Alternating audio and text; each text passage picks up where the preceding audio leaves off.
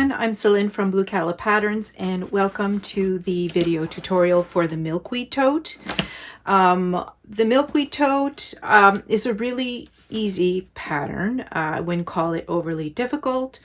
I really wanted a tote bag that was that covered a variety of different techniques and pockets, but I also wanted something that was simple enough that it would be a good choice for a sewing workshop.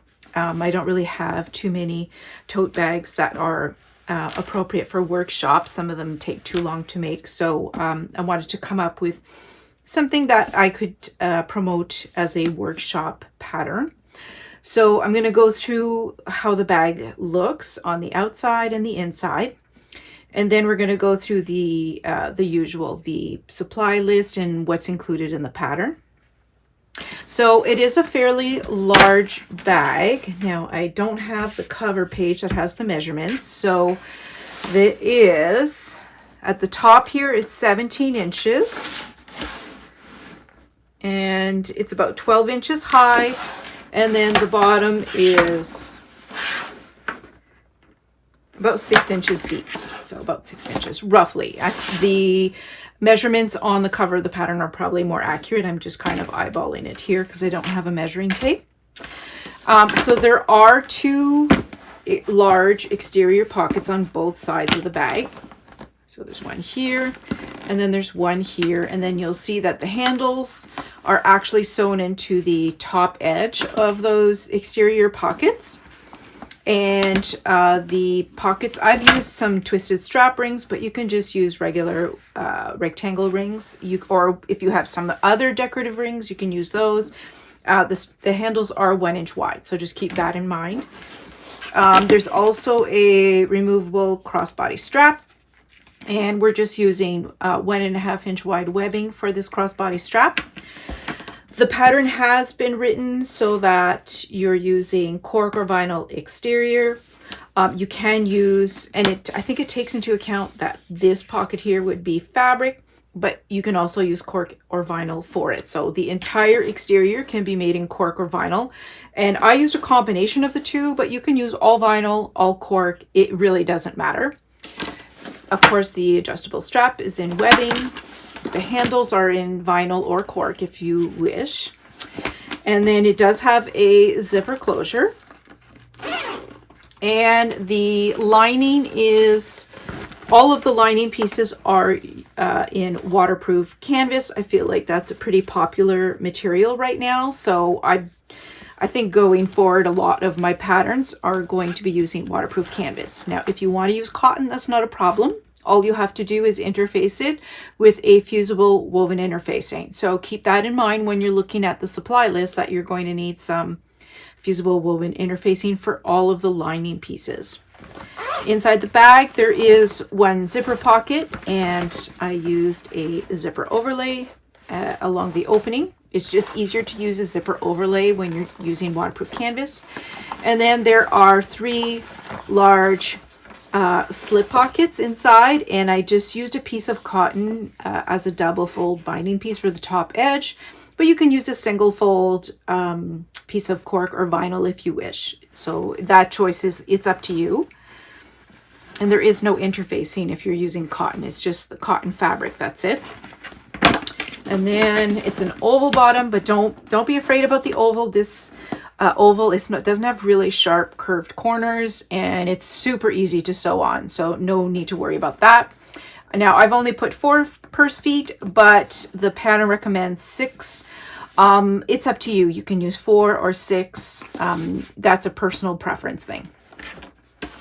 So now that we've seen what the bag looks like, we're going to go through the pattern and the supplies you're going to need. In terms of supplies, you're going to need exterior fabric 1. So I'm going to show you that is just this piece here on each of the pockets. So it would be the exterior fabric of the pockets. Again, like I mentioned, it doesn't have to be cotton fabric. It can be cork or vinyl as well. And if you do go with fabric, I recommend using a cotton canvas, but you can use a quilt weight cotton if you like. Maybe you'll just want to add some fleece to it. So exterior fabric 2 is the one that I've used here behind the pockets and for the bottom. So that's exterior fabric 2. You're going to need 1/3 of a yard if it's 54 inches wide. So just take note that if the width of your fabric is different than what I have listed, then you might need more or less. So you'll have to use your judgment a little bit.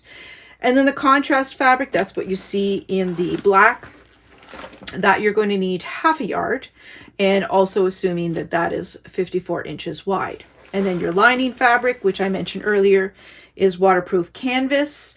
I'm assuming it's about 57 inches wide. Again, the width of waterproof canvas varies quite a lot. You're going to need approximately 3/4 of a yard. Now, the good part about using these materials is that it requires very little interfacing. However, if you've decided to use any kind of cotton fabric for any parts of your bag, if it's lining fabric, you're going to need to interface every piece with fusible woven interfacing. And if you're using cotton for the exterior, you need fusible woven interfacing for each piece plus fusible fleece.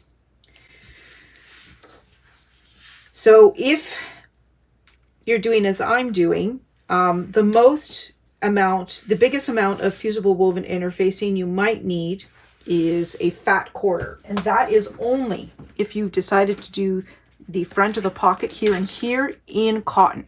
If you're using cork or vinyl, you do not need fusible woven interfacing at all. Fusible fleece, again, that's the same thing. If you're doing the exterior pieces of the pockets in cotton, you're going to want to add some fusible fleece. So you're going to need also a fat quarter of that. The fusible fleece that I recommend is Pelon Thermolam Plus. It's a fusible and it comes in a 45-inch width. I know there are other fusible fleece brands on the market, but for me, I find the Thermolam works the best. And then the last thing you're going to need is a firm sew-in interfacing. I use a sew-in called Peltex 70, but you can use whatever you have. Maybe you like Decoville Heavy, you can use that. And you're only going to need a piece that is 14 inches wide by 6 inches high. Notions and supplies. So this one is a bit unusual. It has a lot more hardware than I normally like. Hardware is getting pretty expensive, so I try to keep hardware minimal.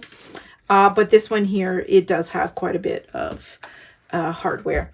So you're going to need, for the crossbody strap, you're going to need two 3/4 inch D-rings. And then you're going to need 2 1.5 inch swivel clasps and a 1.5 inch rectangle slide. So these pieces here, they're all going to be for the crossbody strap. If you're just doing shoulder straps, then you won't need any of these. Then for the 2 pockets, you're going to need 2 18mm magnetic snaps. And then you're going to need 2 zippers. So you need 1 piece of zipper tape that is 9 inches long with a single pull, and that is for the main closure of the bag. So that's this one right here, the main closure. And then the other one is an 11-inch piece of zipper tape with a single pull, and that's for the zipper pocket inside. I'm using number 5 zipper tape. Number 5 refers to the size of the zipper coil, but if you're using number 3 in this pattern, it really won't make a difference. Then you're going to need purse feet. As I mentioned previously, it's up to you whether you want to use 4 or 6. These ones are sold in a package of 6, so I'll probably put 6 on this one. You know what? I realized that I forgot to mention previously that you're going to need 4 1-inch rectangle rings, and I'm using these twisted strap rings that I sell.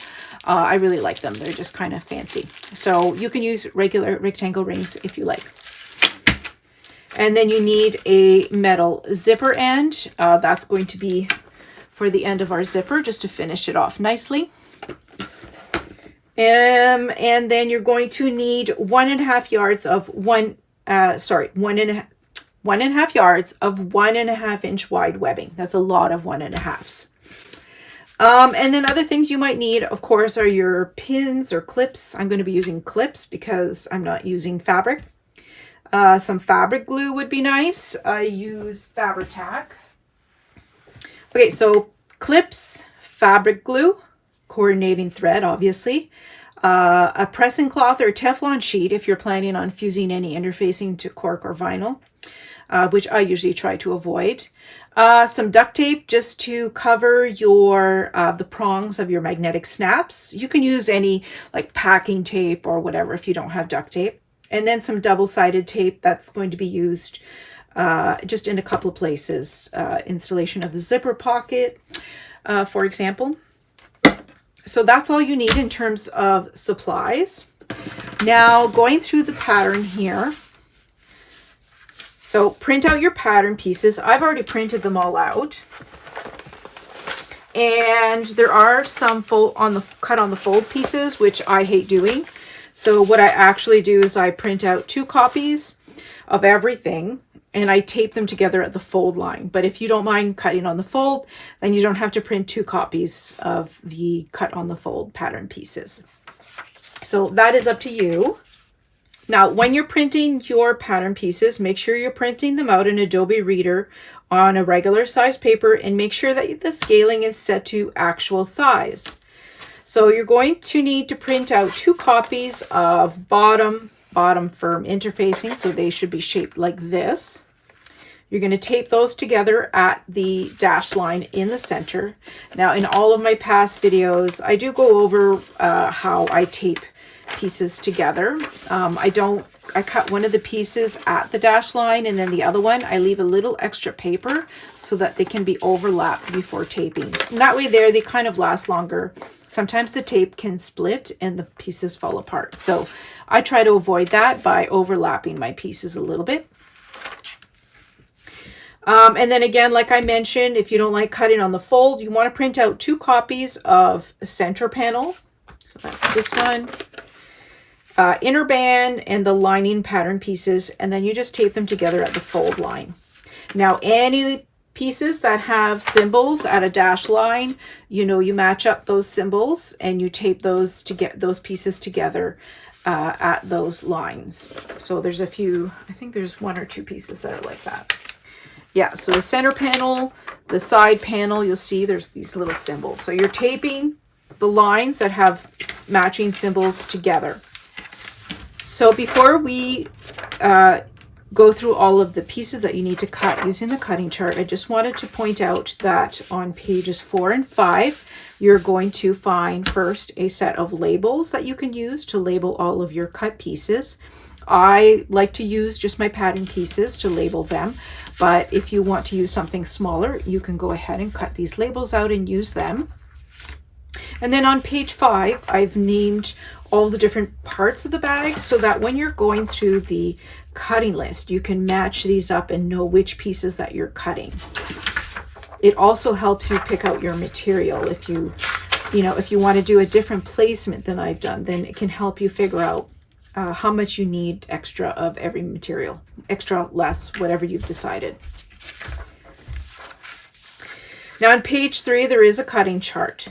So make sure that you read the note at the top. So if you're using the suggested materials, then just follow the chart as I have it. But if, again, like I mentioned previously, any pieces that you're using cotton, you have to add fusible woven interfacing. And if they're exterior pieces, fusible fleece as well. So we're going to go through the cutting chart and I'm going to show you all of the pieces that I have cut so you recognize them in the video. And I'm just going to go down the list in order.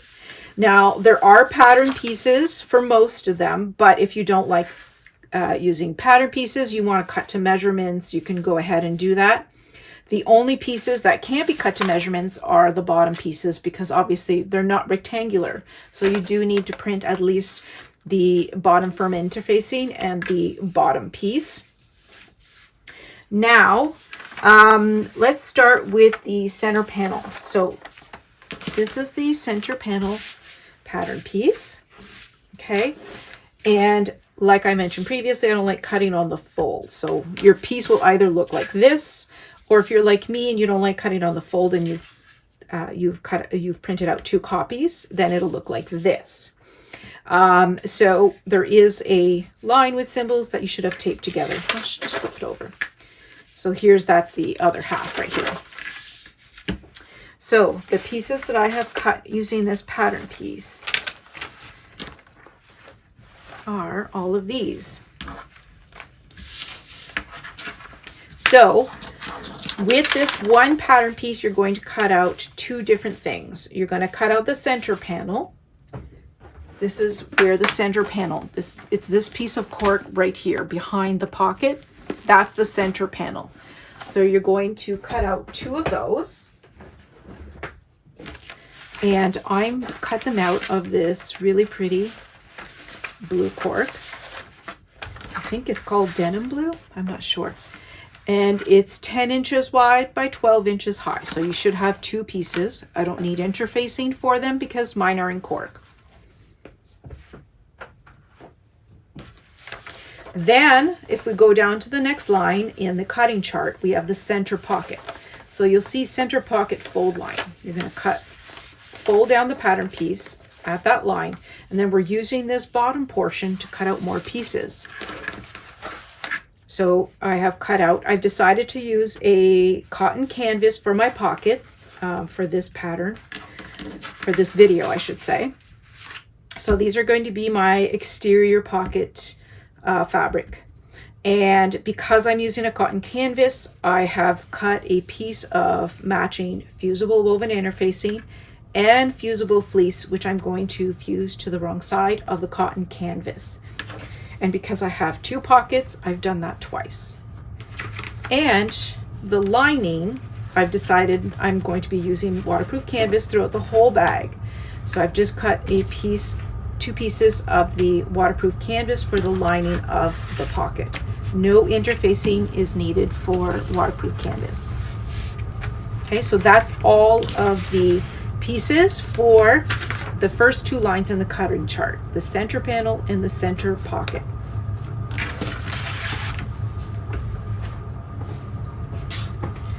Next is the side panel. Now the side panel is an exterior piece only. It's not found on the inside of the bag, and that is cut out of the whatever you've chosen for your contrast fabric. I'm going to be using this nice gray pebbled faux leather, and so I've cut 2 pieces of that one, and it's 9 inches wide by 12 inches high. So there's just these 2 pieces and no interfacing needed for these.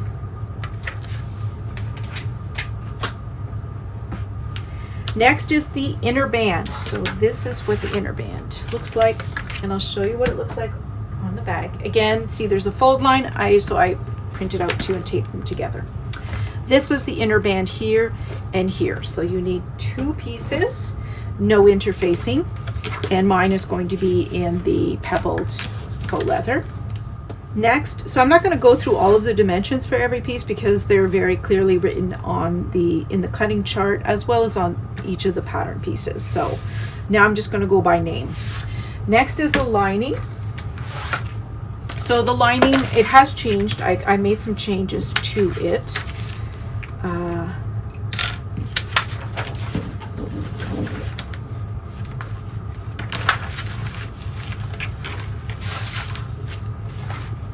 So originally I had cutting the main lining pieces as well as the slip pocket pieces from this one pattern piece, but it was confusing, so ignore that.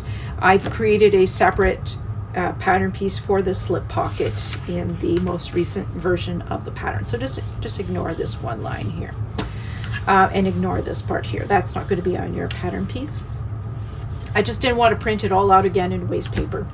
So for your lining, I'm using waterproof canvas. I just need 2 pieces cut out of my waterproof canvas. That's all you're going to cut from this piece.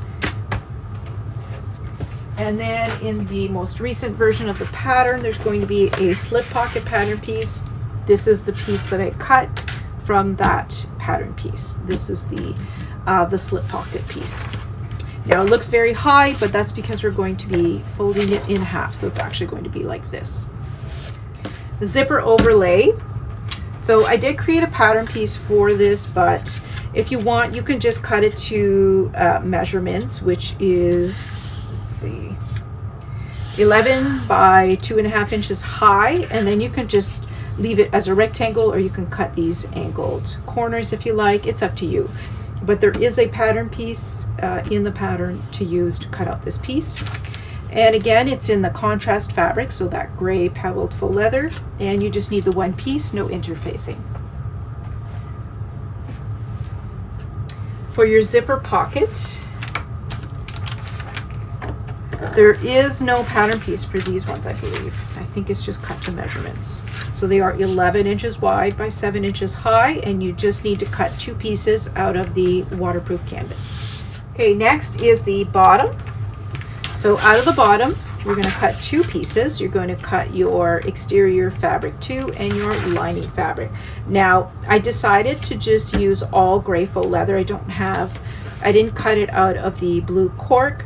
Normally that's what you would do, but I wanted the entire exterior to be mostly in the gray faux leather. So I have 1 piece of faux leather, which is going to be on the exterior, and 1 piece of waterproof canvas, which is going to be inside the bag. So that's just these 2 pieces. Also, I have an older pattern piece here. The newer one will have additional purse feet marks here at the center. Next is the bottom firm interfacing.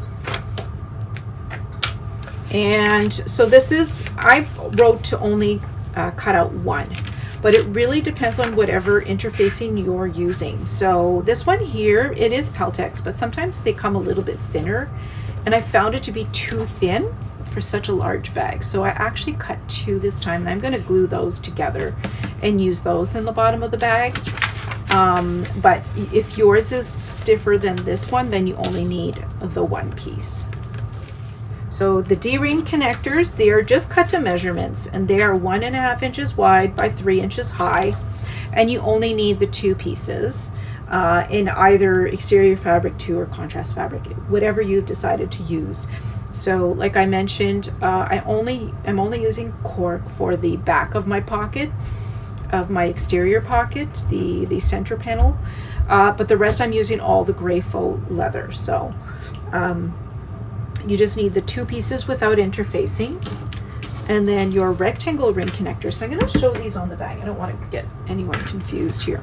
So these are my D-ring connectors, and these are the rectangle ring connectors. So the rectangle ring connectors, you need 4 pieces, and these are 2 inches wide by 3 inches high. So 4 pieces without interfacing. Then your handle pieces. So you can make them longer if you like. I don't like mine too long. So they are 2 inches wide and 36 inches long. But if you want, let's say you're not doing a crossbody strap and you want to do just shoulder straps, then you're going to want to make these a little bit longer. So if you think about it, they're going to be roughly half of the 36 inches, the total length from ring to ring. So I can actually, I would measure it, but I don't have a measuring tape. But they're about probably 17 inches from end to end, roughly. So keep that in mind. If you want to just do shoulder straps, you're going to want to cut these pieces a lot longer. And then the zipper panel pieces. So I'll show you these on the bag as well. I should just leave the bag on the table, really. So for the zipper panel, you need 2 exterior pieces, and then underneath you need 2 lining pieces. So I have 2 exterior pieces in that black, the gray faux leather, and then 2 pieces in the waterproof canvas. So you should have 4 pieces in total. And then the last thing you're going to need is the pocket binding, and I'm using this piece of cotton, and that's 19 inches by 2 inches. So because there is very little interfacing to do, I'm just going to add the interfacing to my pocket pieces, and then we can get started with the assembly of the bag. We do need to add the interfacing to the bottom pieces as well. So those I'm going to show you because they're a little bit different. So I cut out 2 pieces of the bottom firm interfacing. You likely just have the one if you got something a little bit stiffer. So all I'm going to do is I'm going to glue these together first.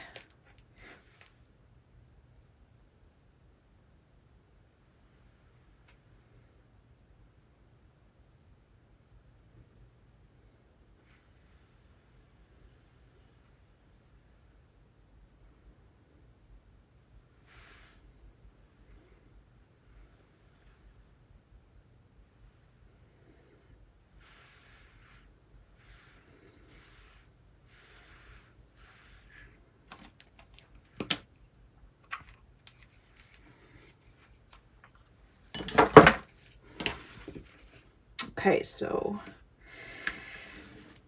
ignore this part if you only have one layer of bottom firm interfacing.